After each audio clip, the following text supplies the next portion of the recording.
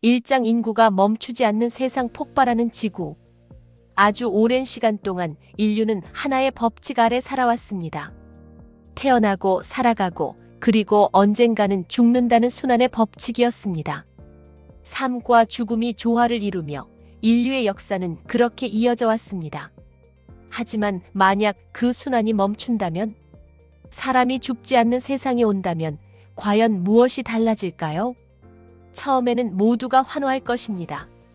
소중한 이들이 영원히 곁에 있고 이별이란 고통을 겪지 않아도 된다는 기쁨.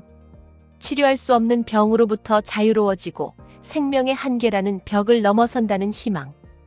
그 순간만큼은 인류 모두가 축제를 벌일지도 모릅니다. 하지만 시간이 흐르면서 그 기쁨은 조금씩 무거운 그림자로 변해갑니다. 태어나는 생명은 여전히 이어집니다. 아이들은 끊임없이 태어나지만 세상에서 사라지는 사람은 없습니다. 1년이 지나고 10년이 지나고 100년이 지납니다.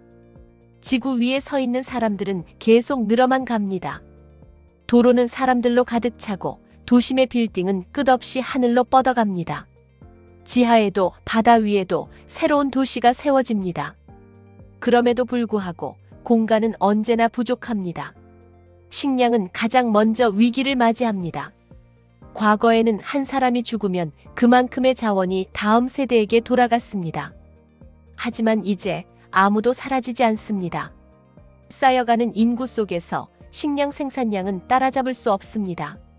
배고픔은 이웃 나라만의 문제가 아니라 모든 이들의 문제가 됩니다. 물도 부족해집니다. 지구상의 식수는 제한되어 있습니다. 깨끗한 물을 두고 벌이는 다툼이 곳곳에서 일어납니다. 이제 물은 금보다 더 소중한 자원이 됩니다. 에너지 위기도 가속화됩니다. 끊임없이 살아남는 사람들은 끊임없이 에너지를 소비합니다.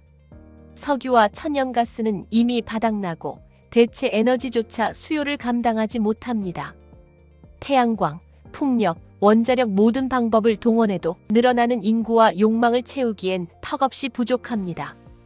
그리고 대지는 점점 피폐해집니다. 산과 들은 도시로 변하고 바다는 인공섬으로 메워집니다. 지구는 더 이상 사람을 지탱할 수 없습니다. 자연은 비명을 지르고 생태계는 무너져 갑니다. 도시를 둘러싼 빈민초는 한없이 커지고 거주 공간을 차지하기 위한 다툼은 날로 격렬해집니다. 집 한 칸, 방 한 칸을 얻기 위해 사람들은 목숨을 걸고 경쟁합니다. 죽지 않는다는 축복은 삶을 옥죄는 저주가 됩니다. 그제야 인류는 깨닫기 시작합니다. 죽음이란 결코 저주가 아니었다는 것을. 삶과 죽음이 만들어내는 균형이 인류를 지탱하는 숨겨진 질서였음을. 하지만 이미 늦었습니다. 멈출 수 없는 인구 증가, 고갈되어가는 자원, 지구는 서서히 한계에 다다르고 있습니다. 이제 인류는 선택의 기로에 섭니다. 다른 행성을 찾아 떠나야 할 것인가? 아니면 스스로 생명의 수를 조절할 것인가? 죽지 않는 세상, 그것은 결코 환상만으로 이루어지지 않는 엄혹한 생존의 전장입니다. 이장 무너지는 경제의 질서, 영원한 세대, 멈춘 기회. 사람이 죽지 않는 세상, 처음에는 경제에도 빛이 비추는 듯 보였습니다. 일할 수 있는 사람들이 늘어나면서 생산성은 오히려 향상됩니다. 숙련된 노동자들이 수십 년, 수백 년간 경력을 쌓아가며 기업들은 전에 없이 안정적인 성장 기반을 마련합니다. 은행 계좌의 숫자는 해마다 불어났고 부동산 시장은 천장을 뚫을 듯 달아올랐습니다. 거리는 활기로 넘쳤고 소비는 끝이 없어 보였습니다. 하지만 그것은 끝을 알 수 없는 균열의 시작이었습니다. 경제는 기본적으로 순환을 전제로 합니다. 일하고 소비하고 은퇴하고 다음 세대에게 자리를 내어주는 흐름. 그러나 죽지 않는 세상에서는 이 순환이 멈춥니다. 은퇴라는 개념은 사라집니다. 기존 세대가 절대 물러나지 않는다면 젊은 세대는 어디로 가야 할까요? 회사의 고위직은 빈자리가 나지 않습니다. 리더십은 수십 년, 수백 년간 고정된 채 움직이지 않습니다. 젊은 인재들은 아무리 뛰어나도 위로 올라갈 길을 찾을 수 없습니다. 창업을 꿈꾸는 이들조차 길을 잃습니다. 거대 기업들은 경험과 자본을 무기로 시장을 독점합니다. 새로운 도전은 번번이 꺾이고 혁신은 느려지기 시작합니다. 기회의 문이 닫힌 청년들은 결국 현실을 받아들이기 시작합니다. 도전 대신 수능을 택하고 꿈 대신 생존을 선택합니다. 한편 부는 세습을 넘어 영구히 축적됩니다. 한번 부를 손에 쥔 이들은 결코 잃지 않습니다. 몇 세대가 지나도 부유한 가문은 계속해서 부를 확장해 갑니다. 빈부 격차는 상상을 초월하는 수준으로 벌어집니다. 부자는 영원히 부자이고 가난한 자는 영원히 가난합니다. 이제 돈은 단순한 생존 수단을 넘어 살 수 있는 공간, 먹을 수 있는 식량, 깨끗한 물을 얻기 위한 절대적 권력이 됩니다. 경제는 성장하지만 그 성장의 혜택은 극소수에게만 돌아갑니다. 사회는 점점 두 개로 갈라집니다.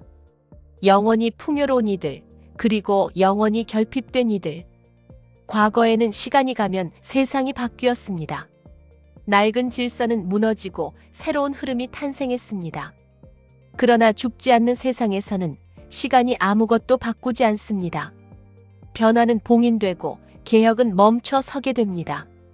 세계 각국의 정부는 이 끔찍한 정체를 해결하기 위해 새로운 법을 만듭니다. 부의 강제 분배, 토지의 재할당, 인구 이동의 통제. 그러나 이미 오랜 세월 동안 굳어진 구조는 쉽게 흔들리지 않습니다. 경제학자들은 절규합니다. 시장은 순환을 잃었다. 생명력이 사라졌다. 결국 일부 지역에서는 극단적인 실험이 시작됩니다. 생애소득 상한제, 자산 몰수법, 세대 분리 정책. 기존 세대를 억지로 은퇴시키는 과격한 조치들. 그러나 그것마저 사람들의 마음을 바꾸지는 못합니다. 죽음을 모르는 인간은 두려움을 잃고 욕망을 절제할 필요를 느끼지 못합니다. 경제의 피라미드는 점점 더 위로 높게만 쌓여갑니다. 그 끝에는 단 한 줌의 사람들이 온 세상의 불을 움켜쥐고 있습니다. 그리고 그 아래 수십억의 사람들이 겨우 숨만 쉬며 살아갑니다. 죽지 않는 세계 그곳에서 경제는 살아남았지만 사람들은 살아있지 않았습니다. 삼장 권력의 영원한 굴레 무너지지 않는 왕국. 죽지 않는 인간, 죽지 않는 세계. 그곳에서 가장 먼저 영혼을 움켜쥔 것은 바로 권력이었습니다. 역사 속에서 권력은 언제나 유한했습니다. 왕은 늙었고 황제는 병들었으며 지도자는 죽었습니다. 새로운 세대는 그 빈자리를 메우며 세상을 바꾸어 왔습니다. 그러나 죽음이 사라진 순간 권력은 자리를 떠나지 않았습니다. 오래 살아남은 자들이 영원히 그 자리를 지키기 시작했습니다. 초기에는 사람들도 환호했습니다. 검증된 리더가 오래도록 나라를 이끈다는 안정감. 숙련된 경험이 계속 이어진다는 믿음. 하지만 곧 그것이 재앙의 시작임을 알게 됩니다. 권력은 시간이 지날수록 더욱 단단하게 굳어졌습니다. 변화를 두려워하는 이들이 제도를 고착화시켰습니다. 법은 고위층을 보호하는 방향으로 끊임없이 개정되었고 선거는 형식만 남은 의식이 되어갔습니다. 대통령은 수십 년째 자리를 지켰습니다. 의회는 동일한 얼굴들이 채웠습니다. 지방정부도 사법부도 심지어 시민단체마저 오래 살아남은 이들에 의해 점령되었습니다. 새로운 목소리는 환영받지 않았습니다. 젊은이들은 기다려야 한다고 말들었습니다. 하지만 기다려야 할 시간은 10년이 아니었습니다. 100년, 200년 그들의 차례는 결코 오지 않았습니다. 한때 민주주의를 지탱하던 세대 교체는 사라졌습니다. 혁명은 더 이상 가능하지 않았습니다. 죽음이라는 자연스러운 변화 장치가 제거된 세계에서는 권력은 한번 쥐어지면 영원히 소나귀에 남았습니다. 이제 정부는 시민을 위한 조직이 아닙니다. 기존 권력자들이 자신들의 영구적인 지배를 정당화하기 위한 거대한 기계입니다. 영원히 살아남은 자들이 영원히 세상을 다스린다. 이 단순한 사실이 세상을 짓눌렀습니다. 그리고 그들 스스로도 변했습니다. 처음에는 이상과 비전을 품었던 지도자들조차 오랜 시간 동안 절대 권력을 쥐고 있자 서서히 변질되었습니다. 권력은 부패했습니다. 책임감은 사라지고 오만만이 남았습니다. 죽지 않는다는 사실은 그들에게 두려움마저 빼앗아갔습니다. 실패해도 미움을 받아도 심판받을 일이 없습니다. 그들은 단 하나 자신들의 지배를 지속시키는 일에만 집착하게 됩니다. 새로운 아이디어는 금지되었습니다. 새로운 정치 운동은 탄압되었습니다. 새로운 인물은 철저히 배제되었습니다. 그들의 세상에는 새로운 것이 존재할 수 없습니다. 국경을 넘어도 상황은 다르지 않았습니다. 어디를 가나 늙은 권력자들이 지구를 지배하고 있었습니다. 그리고 그들은 서로 손을 맞잡았습니다. 자신들의 영원한 체제를 보호하기 위해. 국제회담에서는 더 이상 뜨거운 토론이 없었습니다. 오직 거래, 담합, 그리고 교묘한 공존만이 이어졌습니다. 세계는 마치 거대한 고인 물처럼 움직이지 않고 썩어가기 시작했습니다. 그러나 뿌리 깊은 나무도 언젠가는 무너집니다. 불만은 쌓였고 분노는 자라났습니다. 숨죽인 젊은 세대는 서서히 땅속에서 꿈틀거리기 시작했습니다. 죽지 않는 권력자들과 살아있지만 억눌린 새로운 세대. 그들의 충돌은 피할 수 없는 미래로 다가오고 있었습니다. 언제, 어디서, 어떤 방식으로든. 사장 변하지 않는 세상, 멈춘 문화, 고착된 마음. 권력이 멈춘 세상, 경제가 멈춘 세상, 그리고 이제 문화마저 멈추기 시작했습니다. 사람은 오랜 세월 동안 문화라는 거대한 강을 흘러가며 살았습니다. 새로운 생각, 새로운 감정, 새로운 표현이 시대를 바꾸어 왔습니다. 그러나 죽지 않는 세상에서는 이 강마저 말라가기 시작합니다. 변화란 결국 세대 교체를 통해 이루어지는 것이었습니다. 새로운 세대가 자라나면서 이전 세대의 한계를 넘어섰습니다. 젊은이들은 오래된 가치를 뒤흔들고 더 나은 내일을 꿈꿨습니다. 하지만 이제 세대 교체는 없습니다. 영원히 살아남은 사람들이 사회 곳곳을 지배합니다. 그들이 가진 가치관, 그들이 품은 세계관, 그들이 만든 규범. 이 모든 것은 시간이 흘러도 바뀌지 않습니다. 새로운 생각은 태어나기도 전에 억눌립니다. 다르게 말하는 이들은 무례하다고 평가받고 다르게 꿈꾸는 이들은 위험하다는 낙인을 찍힙니다. 전통은 소중한 것이지만 죽지 않는 세상에서는 그것이 곧 절대적 진리가 됩니다. 새로운 음악은 들리지 않고 새로운 문학은 읽히지 않으며 새로운 예술은 이해받지 못합니다. 모든 것은 과거를 반복합니다. 한 세기 전의 가요가 다시 유행하고 수백 년 전의 패션이 다시 트렌드가 됩니다. 젊은 예술가들은 자신들의 존재 이유를 잃어갑니다. 왜 새로운 걸 만들어야 하지? 어차피 받아들여지지 않을 텐데 그들의 손끝은 점점 굳어갑니다. 꿈꾸는 법을 잊어버린 세대가 태어납니다. 사회는 더욱 보수적으로 변합니다. 모든 위험을 거부하고 모든 변화를 두려워합니다. 지금 이대로가 가장 안전하다. 괜히 바꾸려다 망친다. 그 말은 점점 신념이 되고 철학이 되고 결국엔 법이 됩니다. 결혼과 출산에 대한 가치관도 변합니다. 죽지 않는 세상에서 굳이 새로운 생명을 낳을 이유가 사라집니다. 아이를 키워봤자 이 세상은 변하지 않을 텐데. 이런 냉소는 가정을 줄이고 사랑의 의미마저 흐리게 만듭니다. 사회적 관계는 깊어지기보다 얕아집니다.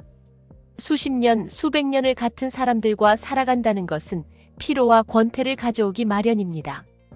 이웃과 가족, 친구와 연인 사이에도 갈등은 쌓이지만 끝낼 방법은 없습니다. 헤어져도 죽을 수는 없으니까요. 끊어낼 수 없는 관계 속에서 사람들은 점점 고립되고 결국 스스로를 세상과 단절시킵니다. 자발적인 고독, 영원한 침묵, 죽지 않는 사회에서 사람들은 살아있지만 점점 살아간다는 느낌을 잃어버립니다. 기쁨도 슬픔도 놀라움도 점점 희미해져 갑니다. 변하지 않는 세상, 멈춰버린 문화, 닫혀버린 마음. 이것이 죽지 않는 세계의 진짜 모습입니다. 오장 끝없는 진보, 끝없는 굴레, 과학과 기술의 두 얼굴. 죽지 않는 세상, 끊임없이 늘어나는 인구, 메마르는 자원, 멈춘 문화. 이 모든 혼란 속에서도 인간은 여전히 해답을 찾으려 했습니다. 그 해답은 과학과 기술에 있었습니다. 인류는 믿었습니다. 과학이, 기술이 이 위기를 해결해 줄 것이라고. 그리고 실제로 과학은 놀라운 발전을 이루어냈습니다. 거대한 수직 도시들이 세워졌습니다. 수백 층을 넘는 빌딩은 하늘을 가르며 인간에게 새로운 공간을 제공했습니다. 바다는 인공섬으로 덮였고 사막은 녹색 도시로 변했습니다. 3D 프린터로 식량을 복제하고 해수 담수화 기술로 마시는 물을 생산했습니다. 에너지 위기는 신기술로 어느 정도 해결되었습니다. 태양은 밤에도 에너지를 주었고 공기 중에서 연료를 추출하는 공장들이 가동되었습니다. 우주 개발도 속도를 높였습니다. 달과 화성, 목성의 위성들의 기지가 건설되었습니다. 더 많은 공간을 찾아 더 많은 생존지를 확보하기 위해 표면적으로 인류는 위기를 이겨낸 듯 보였습니다. 그러나 그것은 착각이었습니다. 기술은 문제를 해결하는 동시에 새로운 문제를 낳았습니다. 인구는 여전히 멈추지 않고 늘어났습니다. 새로 확보한 땅과 자원은 잠시 숨을 돌리게 했을 뿐 근본적 해답이 되지 못했습니다. 생명공학은 인간의 신체를 개조하기 시작했습니다. 더 강하게, 더 오래 버틸 수 있도록. 그러나 그 과정에서 개량된 인간과 개량되지 않은 인간 사이에 새로운 차별이 등장했습니다. 테크노 엘리트, 그들은 일반 인간과는 다른 존재가 되었습니다. 더 빠르게 사고하고 더 오래 견디고 더 강하게 통제했습니다. 과학은 구원을 약속했지만 그 구원은 오직 소수에게만 허락되었습니다. 대부분의 사람들은 여전히 빽빽이 들어찬 지구 위 좁은 공간에 갇혀 살아갔습니다. 기술이 만든 부는 극소수에게 집중되었고 대다수는 이전보다 더 절망적인 빈곤 속에 놓였습니다. AI는 세상의 거의 모든 일을 대신했습니다. 사람들은 더 이상 노동할 필요가 없었지만 동시에 일할 기회조차 잃어버렸습니다. 살아가는 의미를 일하는 의미와 함께 잃어버린 것입니다. 삶은 점점 더 무기력해졌습니다.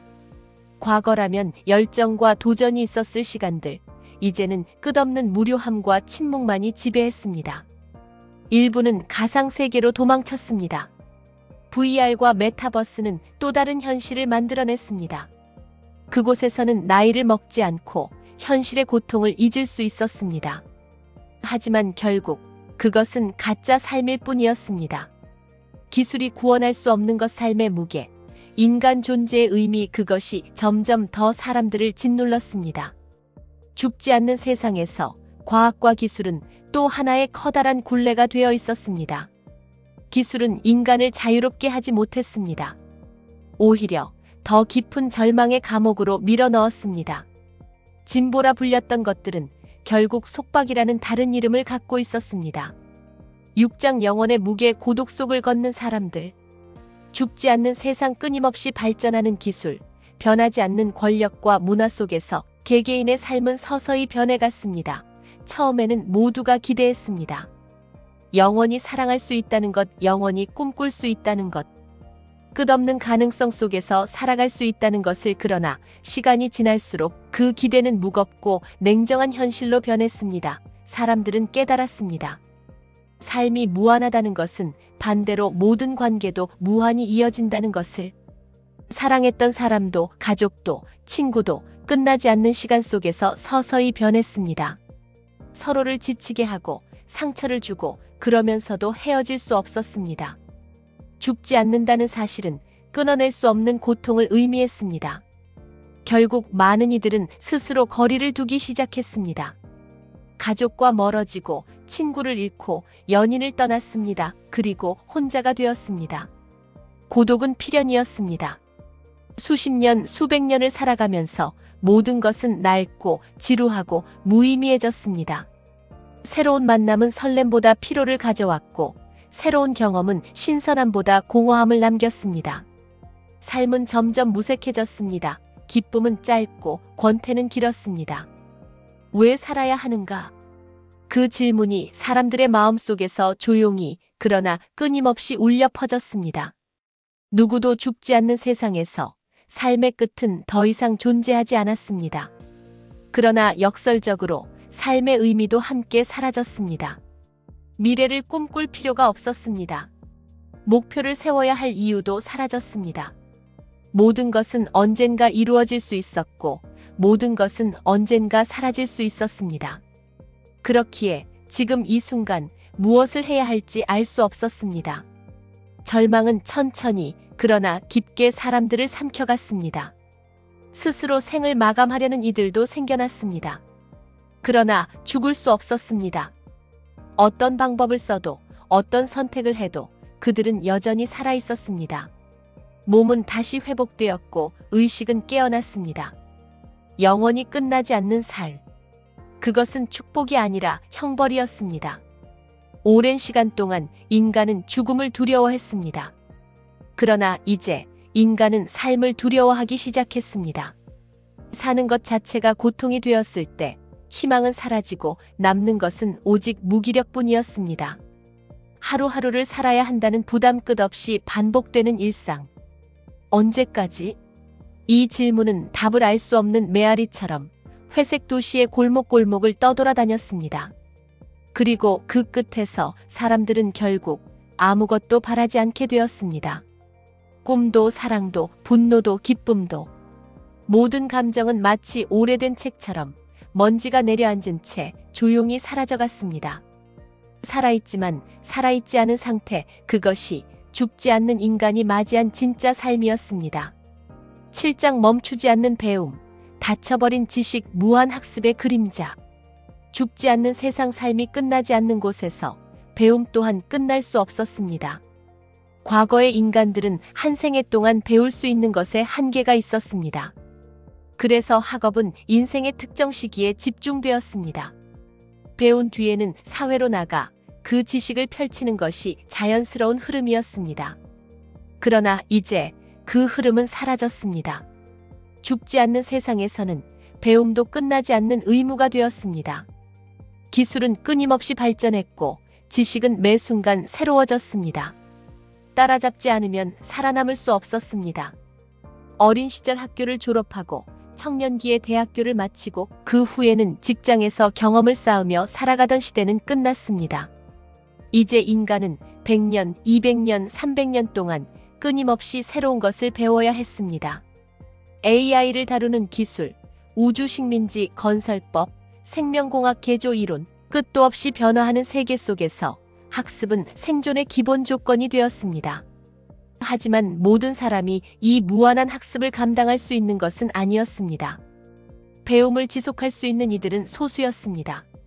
자본이 있는 이들, 시간과 여유가 있는 이들 대다수는 학습에서 탈락하기 시작했습니다. 교육은 점점 더 고급화되고 고비용화되었습니다. 지식은 선택받은 이들만의 특권이 되었습니다. 초기에는 평등을 외쳤던 교육 시스템마저 이제는 거대한 장벽이 되었습니다. 지식은 힘이었고 힘은 곧 지배를 의미했습니다. 영원히 살아가는 세계에서 지식은 곧 영원한 신분을 결정짓는 도구가 되었습니다. 부와 권력을 가진 이들은 새로운 학문을 독점했습니다. 그들은 세상을 해석하는 방법을 알고 있었고 세상을 바꿀 수 있는 도구를 쥐고 있었습니다. 반면 지식을 얻지 못한 이들은 그저 변화하는 세계를 바라보기만 할 수 있었습니다. 점점 더 복잡해지는 기술, 점점 더 어려워지는 시스템. 그들은 스스로를 무력하게 느꼈고 결국 현실에 적응하기를 포기했습니다. 삶과 죽음이 구분되지 않는 세계에서 교육은 또 하나의 벽이 되었습니다. 아는 자와 모르는 자, 배운 자와 배우지 못한 자, 그 사이의 간극은 시간이 갈수록 벌어졌습니다. 그리고 그것은 다시 경제적, 정치적, 문화적 모든 격차로 이어졌습니다. 배워야 산다. 그러나 배울 수 없는 이들은 살아도 살아있는 것이 아니었다.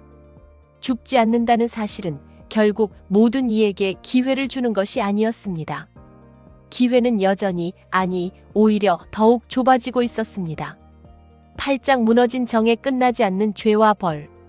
죽지 않는 세상, 모든 것이 바뀌었지만 가장 깊숙이 무너진 것은 바로 정의였습니다. 과거, 법은 삶과 죽음을 기준으로 설계되었습니다.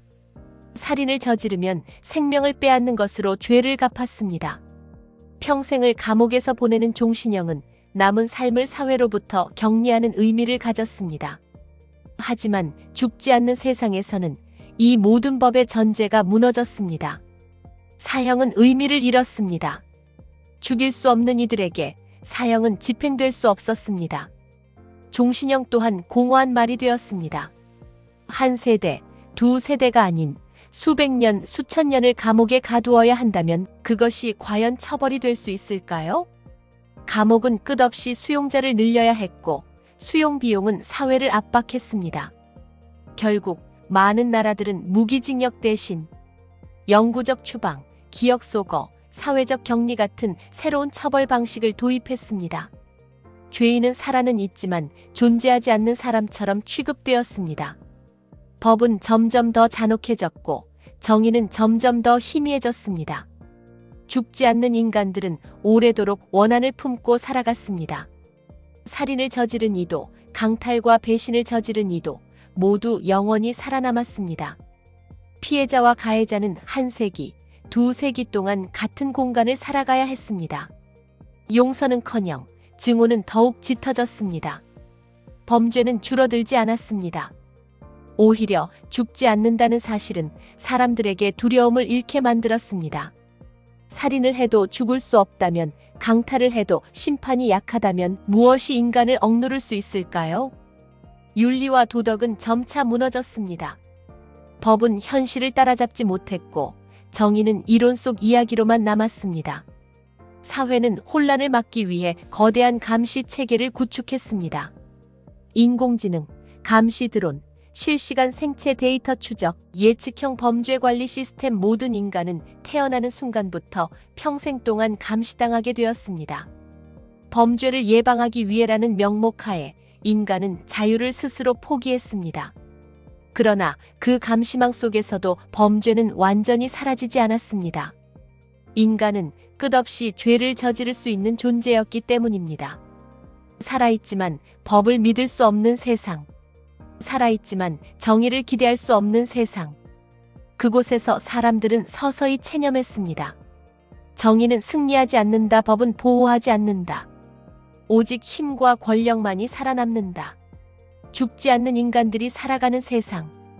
그곳에서 법이란 단어는 더 이상 희망이 아니라 절망의 다른 이름이 되었습니다. 구장 끝나지 않는 고통, 무너지는 복지, 잊혀진 인간성. 죽지 않는 세상, 그곳에서 가장 먼저 무너진 것은 삶의 질이라는 개념이었습니다. 오랜 세월 동안 인간은 생명을 연장하기 위해 싸워왔습니다. 더 오래 살고 더 건강하게 사는 것, 그것이 모든 과학과 의료기술의 목표였습니다. 그러나 죽음이 사라진 세상에서 오래 산다는 것은 더 이상 축복이 아니었습니다. 사람들은 늙었습니다. 뼈는 약해지고 장기는 쇠약해졌으며 정신은 흐려졌습니다. 몸은 죽지 않았지만 기능은 서서히 붕괴되었습니다. 복지 시스템은 이 거대한 고령화에 무너졌습니다. 끝없이 늘어나는 의료 수요, 끝없이 늘어나는 요양시설, 끝없이 늘어나는 복지 비용, 국가는 감당할 수 없었습니다. 복지는 특권이 되었고 돈이 없는 이들은 최소한의 의료 서비스조차 받을 수 없었습니다. 수백 년을 살아가는 사람들은 점점 더 육체적 고통에 시달렸습니다. 근육은 위축되고 관절은 굳고 신경은 마비되었습니다. 의료기술은 생명을 유지할 수 있었지만 삶의 질을 복원하지는 못했습니다. 사람들은 살아있었습니다. 그러나 살아가는 것이 아니었습니다. 노화는 멈추지 않았고 치매는 영구화되었습니다. 한번 기억을 잃은 자는 영원히 잃은 채 살아야 했습니다. 누군가를 알아보지 못하는 얼굴, 자신의 이름조차 기억하지 못하는 몸. 그들은 수백 년 동안 텅 빈 껍데기처럼 세상을 떠돌았습니다. 정신병은 극적으로 증가했습니다. 무기력, 공황, 편집증, 조울증, 죽음이라는 자연스러운 이탈이 사라진 후 인간의 정신은 스스로를 갉아먹기 시작했습니다. 의사와 간호사는 부족했습니다. 요양시설은 포화 상태였습니다. 많은 이들이 제대로 된 돌봄을 받지 못한 채 혼자 어두운 방 안에서 조용히 쇠약해져 갔습니다. 죽을 수 없음은 치유받을 수 없음과 같았습니다. 복지 제도는 점점 더 비정해졌습니다. 우선순위는 활동 가능한 인구에게만 주어졌습니다. 비활동 인구, 기억을 잃은 이들, 움직일 수 없는 이들은 점차 사회의 그림자 속으로 밀려났습니다. 그들은 공식 기록에서는 존재했지만 실제로는 잊혀진 사람들이었습니다.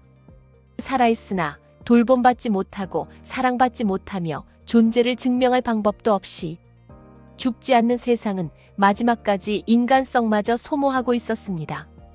가끔 도시 외곽의 오래된 병원에서는 한없이 쓸쓸한 풍경이 펼쳐지곤 했습니다. 허공을 응시하는 눈빛, 시간을 잃어버린 표정. 그곳에 있는 이들은 살아있는 것일까요? 아니면 단지 죽지 못한 것일까요? 십장 존재를 다시 묻다 죽지 않는 인간, 삶을 잃다. 죽지 않는 세상 모든 것이 무너진 이후에도 인간은 여전히 질문을 던졌습니다. 나는 누구인가? 왜 살아야 하는가? 오래전부터 철학은 인간 존재의 이유를 탐구해왔습니다. 삶의 덧없음 속에서 의미를 찾으려 했고 죽음의 불가피함 속에서 가치를 발견하려 했습니다. 그러나 이제 죽음은 사라졌습니다. 끝나지 않는 삶 앞에서 오래된 철학은 무력해졌습니다. 삶의 목적을 설명해주던 모든 언어들은 조용히 무너졌습니다. 살아남는 것이 더 이상 성취가 될 수 없는 세상. 미래를 준비하는 것이 의미를 잃어버린 세상. 인간은 그저 존재하는 것 외에 아무것도 할 수 없었습니다. 예술 또한 변했습니다. 과거의 예술은 삶과 죽음, 사랑과 상실, 희망과 절망을 노래했습니다. 그러나 끝나지 않는 삶 속에서 더 이상 잃을 것도 얻을 것도 없는 인간들은 표현할 무언가를 찾지 못했습니다. 캔버스는 텅 비어 있었고 음악은 침묵으로 남았습니다. 소설은 결말을 잃었고 시인은 단어를 잃었습니다. 예술은 죽지 않는 삶 속에서 조용히 숨을 거두었습니다. 한때는 미래를 상상하며 창조했던 인간 이제는 영원을 바라보며 무력하게 침묵하는 존재가 되었습니다. 삶은 무한했지만 의미는 유한했습니다. 그래서 일부 철학자들은 새로운 질문을 던지기 시작했습니다. 삶이 끝나지 않는다면 의미는 어디에 존재하는가? 죽지 않는다는 것은 진정한 존재인가 아니면 끝없는 소멸인가? 이 질문들은 오래된 종교를 다시 소환했습니다. 잊혀졌던 신들을 불러냈고 새로운 신앙을 창조했습니다. 영혼을 견디기 위한 믿음, 끝나지 않는 고통 속에서 희망을 붙잡기 위한 절박한 시도. 그러나 그마저도 오래가지 못했습니다. 믿음은 시간이 지나면서 점점 메말랐고 신들은 인간의 무한한 삶 앞에서 더 이상 신비를 지니지 못했습니다. 결국 사람들은 천천히 체념했습니다. 의미 없는 존재, 목표 없는 시간, 경계 없는 생명. 살아있다는 사실은 그 자체로 무거운 짐이 되었습니다. 그러나 그 절망 속에서도 드물게 어디선가 조용히 피어나는 것들이 있었습니다. 작은 꽃 한 송이, 짧은 웃음, 잠깐 스쳐가는 친절, 죽지 않는 삶 속에서도 순간순간 피어나는 이 작은 의미들은 어쩌면 인간이 끝까지 놓지 않은 마지막 희망이었는지도 모릅니다. 거대한 담론이 사라진 자리에서 인간은 아주 작은 것들 속에서 살아야 할 이유를 찾기 시작했습니다. 긴 영혼의 터널을 걷는 동안 인간을 지탱하는 것은 거창한 사명이나 미래가 아니라 지금 이 순간 작은 온기, 아주 조용한 기적이었습니다. 죽지 않는 인간, 무너지지 않는 육체, 끝나지 않는 시간. 그리고 그 모든 것 속에서 아직 작게, 그러나 분명히 살아있는 하나의 것. 살아가려는 마음. 죽지 않는 세계에서 우리는 무엇을 위해 살아가야 하는가? 그 답은 아직 우리 자신 안에 있다. 내용이 좋으셨다면 구독과 좋아요 부탁드립니다.